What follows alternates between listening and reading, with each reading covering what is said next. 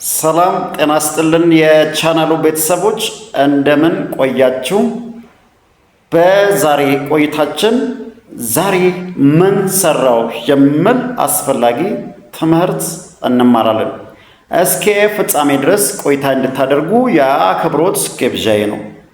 እንግዲህ ስለ ዛሬ እንማራለን። በየቀኑ ራሳችን ልንጠይቅ የሚገባን አንድ ጥያቄ አለ። እርሱ ምንድነው? ዛሬ ምን ሰራው? ዛሬ አንድ ሰው ጠቀምኩ ወይስ ጎዳው? ዛሬ ጊዜን በአግባቡ ተጠቀምኩ ወይስ በከንቱ አሳለፍኩ? ዛሬ እግዚአብሔርን አከበርኩ ወይስ አሳዘንኩ? ዛሬ ለሌሎች ጥቅም የሚሆን ስራ ምን ሰራው የሚለውን ጥያቄ ከመተኛታችን በፊት ሁል ጊዜ ራሳችን ልንጠይቅ የሚገባን ጥያቄ ነው። ምክንያቱም የነገ ህይወታችን የዛሬ ውጤት ነው። ዛሬ የዘራነው ነገ ይበቅላል። ሰው የዘራውን ያንን ያጭዳል። ስለዚህ ለነገ ህይወታችን መሻሻል ካስፈለገ ዛሬ የምንሰራውን ስራ በየቀኑ መገምገም አስፈላጊ ነው። ዛሬ ምን ሰራው? ዛሬ ምን እየሰራው የሚለውን ጥያቄ በየጊዜው መጠየቅ አስፈላጊ ነው። መጽሐፍ ቅዱስ ሲናገር ሕይወትን ሊወድ መልካም ቀኖችን ሊያይ የሚፈልግ ሰው ምላሱን ከክፉ ከንፈሩን ተንኮል ከመናገር ይከልከል፣ ከክፉ ይራቅ፣ ሰላምን ይሻ ይከተላትም ይላል። ስለዚህ ዛሬ የምንዘራው ዘር ዛሬ በሕይወታችን የምንዘራው ዘር ነገ ስለሚበቅል ዛሬ በጥንቃቄ መኖር ያስፈልጋል።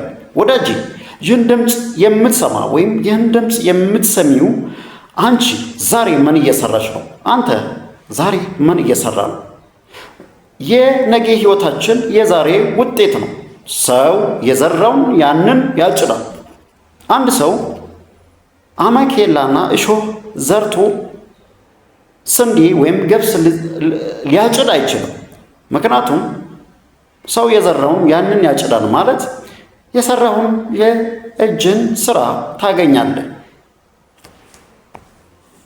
ስለዚህ ወዳጄ በየቀኑ ራስን መጠየቅ ያለብህ ነገር አለ። ዛሬ ምን ሰራው ብለህ ከመተኛት በፊት ራስን ጠይቅ።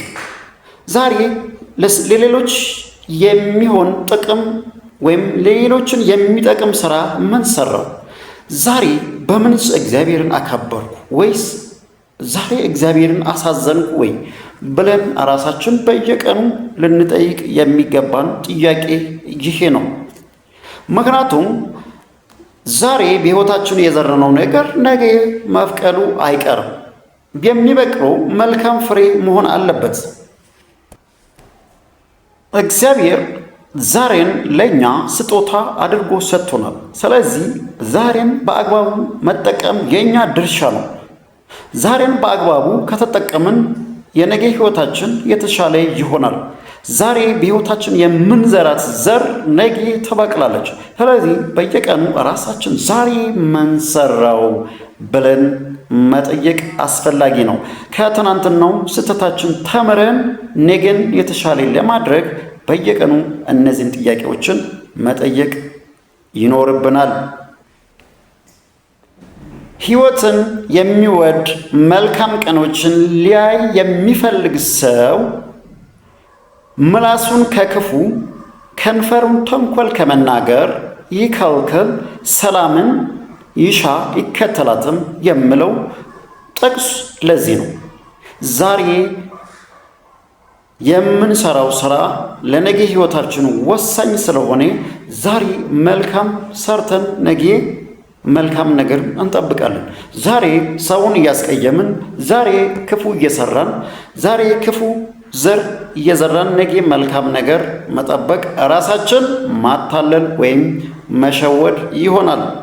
ምክንያቱም ሰው የዘራውን ያንን ያጭዳል። አንሳሳት።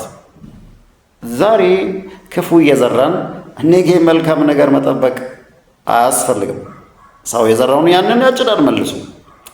አስተውሎ የሚራመድ ሰው ብዙ ርቀትን ይጓዛል።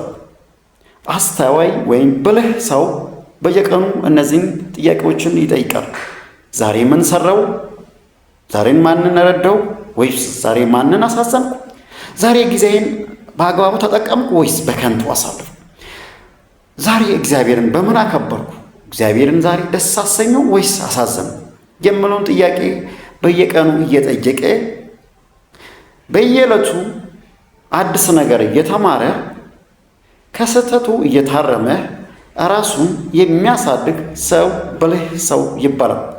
ስለዚህ ወዳጆቼ ይህን ድምፅ የምትሰሙ እናንተ በየቀኑ ዛሬ ምን ሰራው ብላችሁ ራሳችሁ እንድትጠይቁ ይሁኑ።